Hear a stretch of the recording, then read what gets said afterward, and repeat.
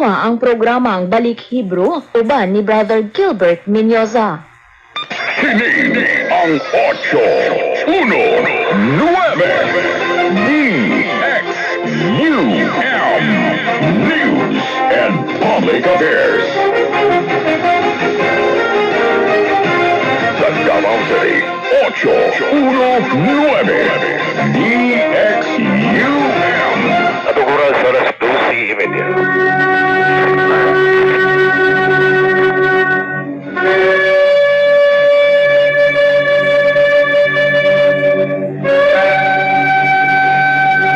Shalom Alaikum, maayong hapon sa pinagdarawan sa Big Pamina. Welcome sa Balik Hebro program din sa DXUM Radio Kay 819 kHz sa oras alas 12:30 ang padalaon na sa Palon sa adlaw Sabado. Kini si Mori Azaria Gilbert Menyoza, Speaker sa Lawak Engineer Julius Luzon Roy Johnson, the Station Manager. Magatibay kaning tanan 0929-311-3484. Kaigsunan kanyong buto apil sa online classes. Ang atong online classes ipagayon matag Merkulis gabi o kagabi o gingon man sa Sabados gabi. Baruch Hashem, doon ay mga pastors nga joiners nga ikan sila sa Christianity o mibiya sa Christianity o sila karon na mi-join na sa No-Hide Movement. O Baruch Hashem, taga-Romblon siya, taga-Romblon nga pastor.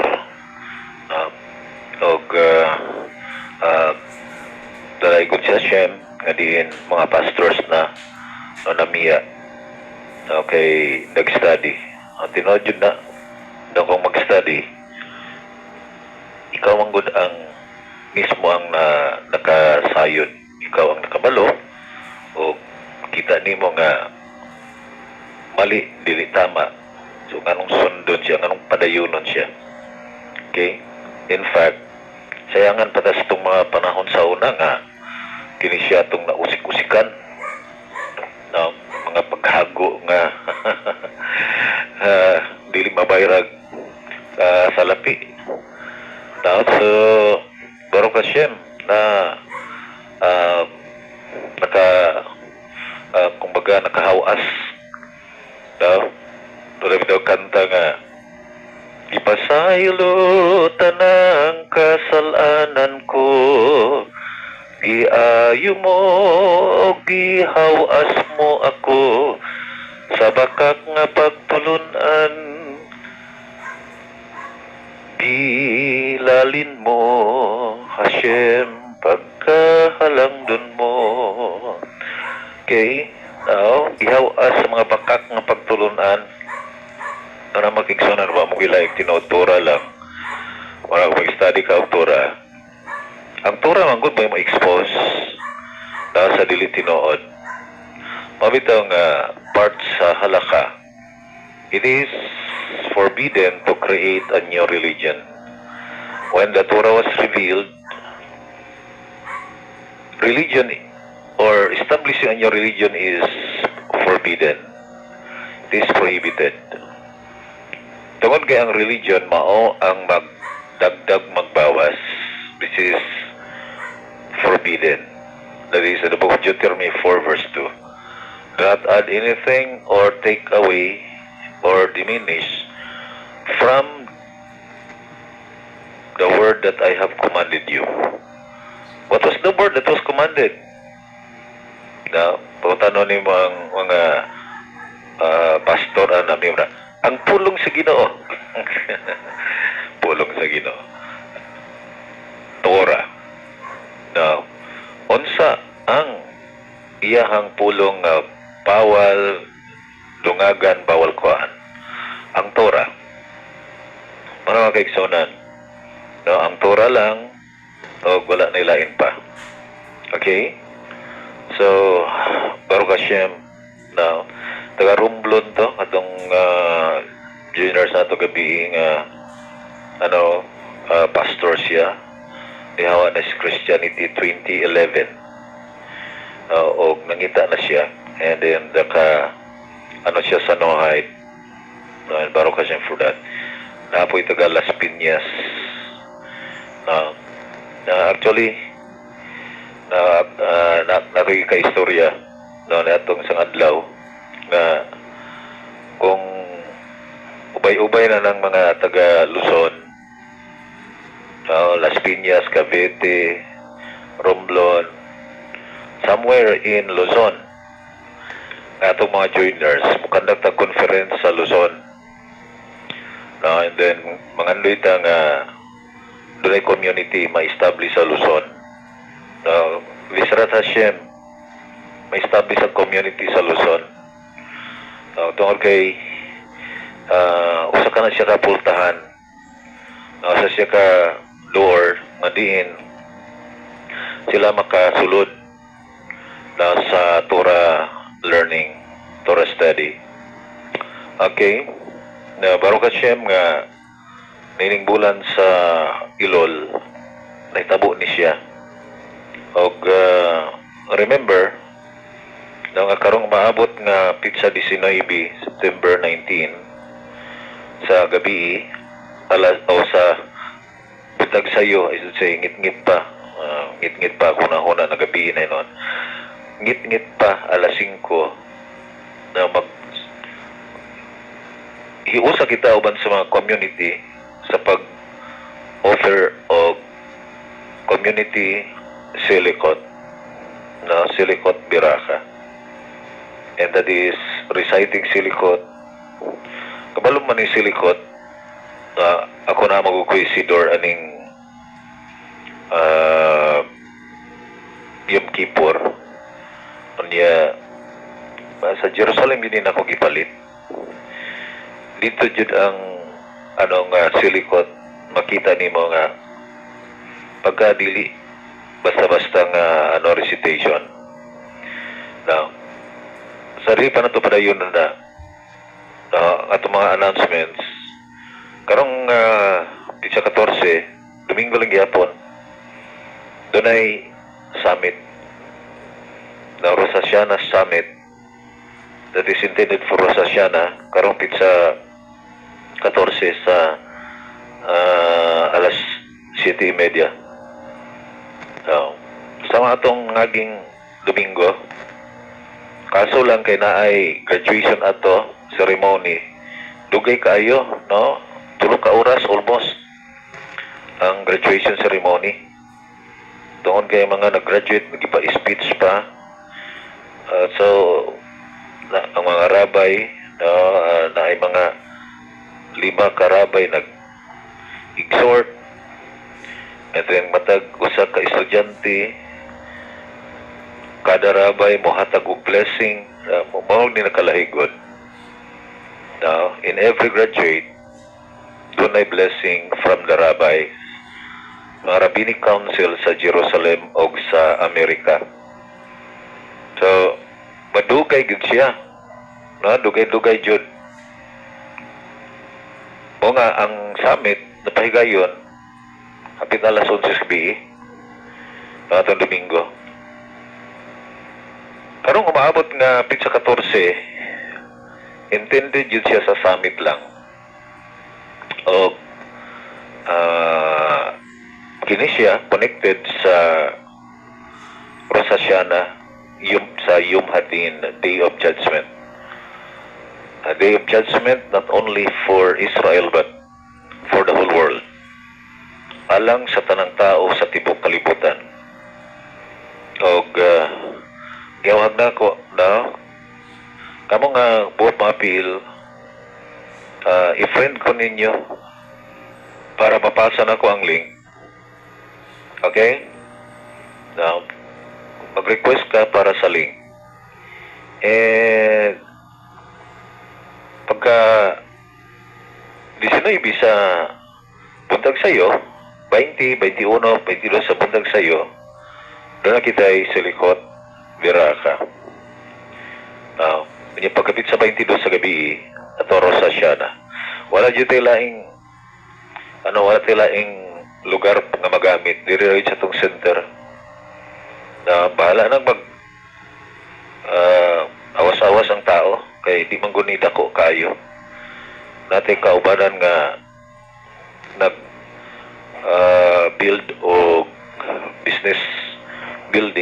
And then sa third floor, iyahang himuong function nga masulod ang ubay-ubay nga tao o sa pagkakaroon no, hapit na mahuman. Okay, so Baruch Hashem na makagamit ani no nga building nga way bayad nga naman tungod kay design na ni siya para sa Torah activity. Okay, daghang salamat mga kigsunan. Okay, the theme for the month of Elul is Hamelech Basadeh. The king is in the field. So then I question, what was that field? And where is that field? Now, the place where you are daily, that is the field. Ang lugar nga naasa ka daily, whether you are working, nagtrabaho ka, that means Hashem is reaching you there. Si Hashem nag-reach out nimo. Or nag-drive ka og taxi, Hashem is reaching you. Or nagdaro ka sa iyong uma, or nangguna ka, Hashem is reaching you there. Because He is in the field. That means wherever you are, Hashem is waiting for your teshuvah. He is waiting for your tefillah. And your Torah study and tzedakah. Nagulat siya sa imong pagbalik because He's in the field. He's waiting for you. And He's always there. That's why we can say Hashem Shama. Hashem Sham. That means Hashem is there all the time. Kol Yom. Tanang Adlaw. So, the field means wherever you are in this Olam Hazeh, Hashem is waiting you to make teshuvah. Kung pilot ka, even sa imong eroplano is there. Kung ikaw taga-barko, Hashem is there. Kung ikaw negosyante, He's there in your business. And He's waiting for you. Nagulat siya nimo. Nagulat siya nga ikaw muhatag og higayon for your neshama. Tungod kay daghan kaayo atong oras para sa atong livelihood. Daghan kaayo tag oras para sa ato ang parna sa atong panginabuhi, our business, ingon man sa atong mga secular work. Tungod kay atong focus unta makakwarta ta. Aron kita makapalit og pagkaon. Aron atong kaonon para asa para ma-healthy ta. O kung healthy ka na, unsaon imo ang imong health? Himon ka ni Hashem nga healthy. Dili aron imong usik-usikan imong kusog anang mga video kay usik-usikan imong kusog anang ang imong energy, imong usik-usik anang mga dula-dula. Hashem wants you to be energetic, to be strong, so that you can serve Him in a better way. Aron ikaw makaalagad kaniya sa labawong butang. Kung hinungdan nga gusto niya nga ikaw mahimong healthy, strong. Tungod kay gusto niya nga gamiton nimo yung kusog to serve Him, to honor Him. By way of studying Torah and offer a beracha, engage in a community activity, and performance of the mitzvah, especially tzedakah, giving charity, giving a portion of your money to those who are in need, and even for the sake of the Torah purpose. Sa mga kaigsunan, dili man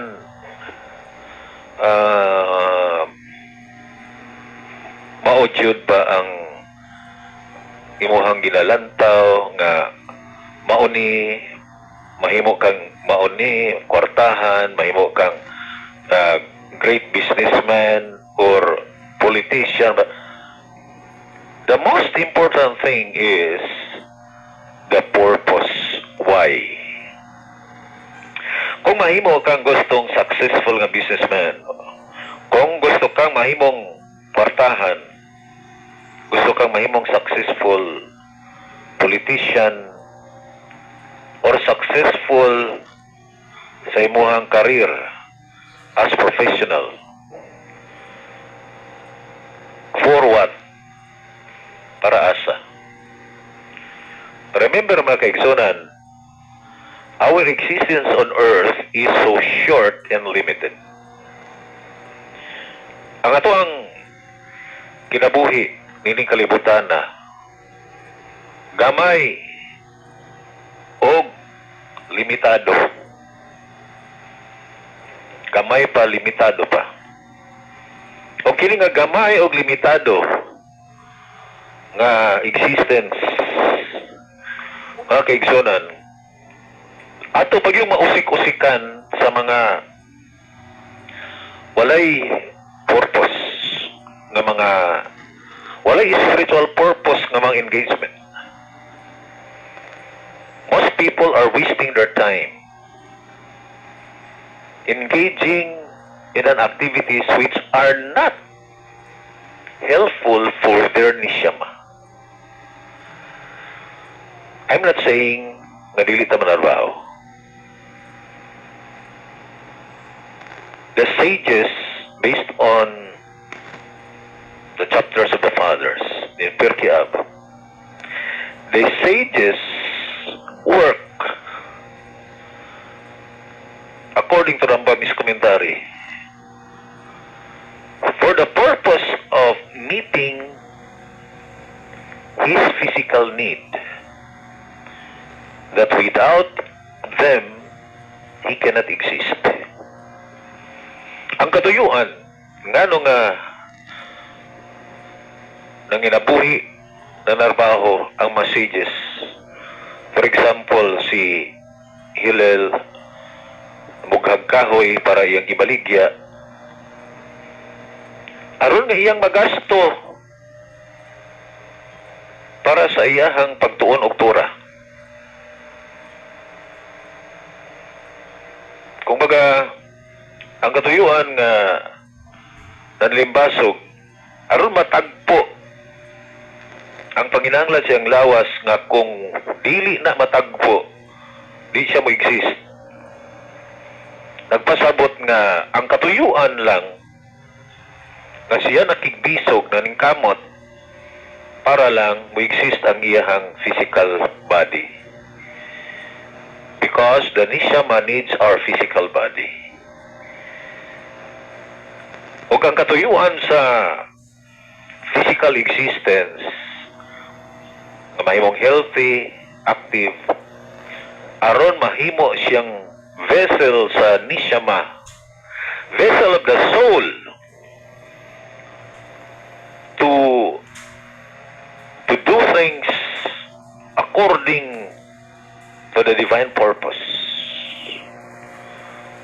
according to the mission that Hashem has given us. Sumala sa misyon nga gikahatag ni Hashem para nato. Kaya ang gikahatag para ka nato, iyang gikatugyan para nato. Maunang katuyuan ngano nga gusto niya nga natay mahinglawas.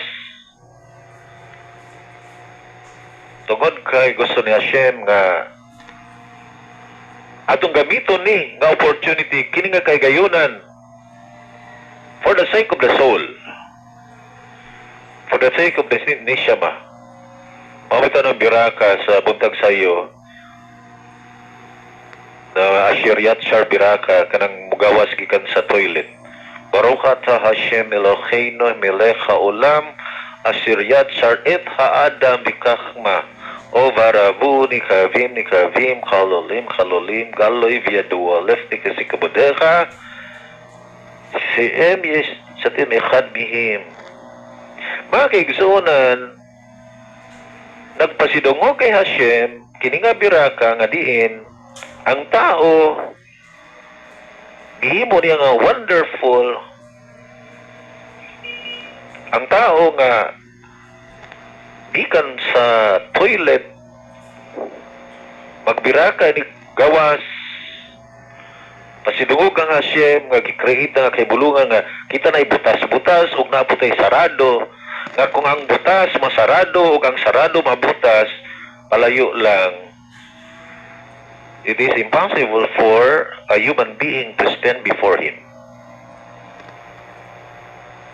Kung ano nga magbiraka man, bisan inigawa sa toilet. Tungod kay dunay mga tao, even dili na sila kakaya, even mo adtong toilet. So ang katuyuan ngano nga kita tagaan og healthy body opportunity na sa ato ang nishama that we can serve Hashem by way of biraka, Torah study, and singing to Him, dancing to Him, and giving tzedakah to others. Manggihatagon sa uban. Makiksunan ning bulan sa Ilol. Nindot kayo nga bulan sa tzedakah. Tungod kay kini nga bulan mao ang preparation for the Yom Hadin, the Day of Judgment. Kung ang tao nag-perform siya tzedakah,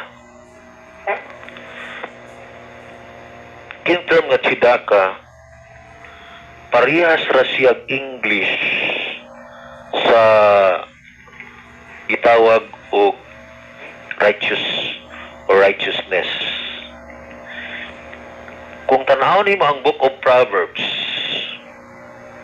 sa Book of Proverbs doon na kay makita. For example, chapter 11, verse 4. Wealth will not avail in the day of wrath, but tzedakah, charity, will rescue from death. We can find that tzedakah will rescue from death. Chapter 10, verse 2. Treasures of wickedness will not avail, but tzedakah, charity, rescues from death. So it is being repeated over and over again that once we engage in tzedakah, once we engage in the giving donations, especially for the Torah purpose, then this will rescue a man from death. Mao kini ang maka hawa sa tao gikan sa kamatayon. Chapter 12, verse 28. In the pathway of tzedakah, the pathway of charity, there is life. In the pathway it leads, there is no death. Can you just imagine? Mga kaigsunan, no? Nga sa dalan sa Chidaka, kini, makahatod sa kinabuhi, walay kamatayon. Chapter 13, verse 5, Chidaka will guard he who is upright of the way, but evil will corrupt the sinner. You see? Charity will guard he who is upright of the way. So, dili lamang pathway of life, kundili, somebody who gives chidaka shall be guarded. Ang tao nga nagchidaka, gwardyado. No? Okay, just imagine mga kaigsunan. No, inana ka tindi. Tungod kay, if we talk about life, financial blessings, that is a decree from heaven. Decree na niya. So kung decree na niya, nagpasabot na ang iyang ginalantaw, mao ang kilim in Hebrew, the vessel for that good decree. Ang vessel, how the vessel carry the blessings. Giunsa sa vessel sa pag-carry sa blessings. Kay pwede ang tao, palayo lang. Pwede siya guba, pinagisap sa kwarta. Pwede destroy ang soul sa tao, pinagi sa kwarta. O nga, gusto ni Hashem nga mapaniguro, unsang matang sa vessel, ikaw ug ako.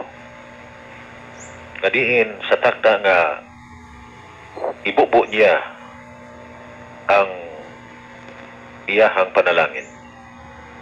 How do we handle it? Unsaon nato ni pag-handle? Nga kini siya decree man ni sa kalangitan. Nga ang kalangitan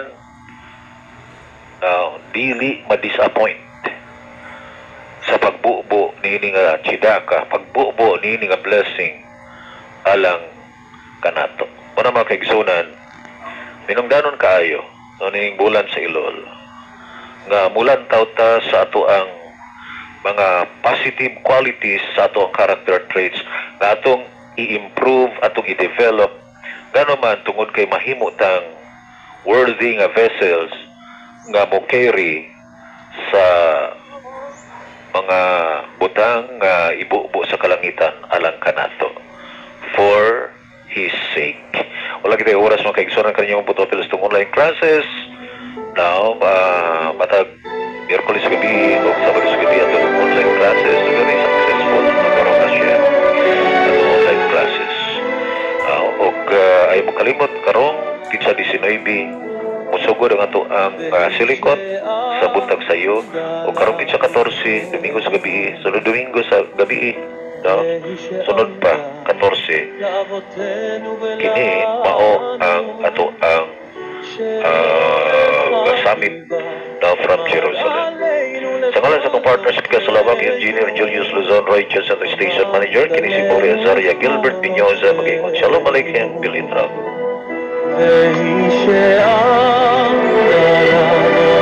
Paminawa ang programang Balik Hebrew uban ni Brother Gilbert Minyoza.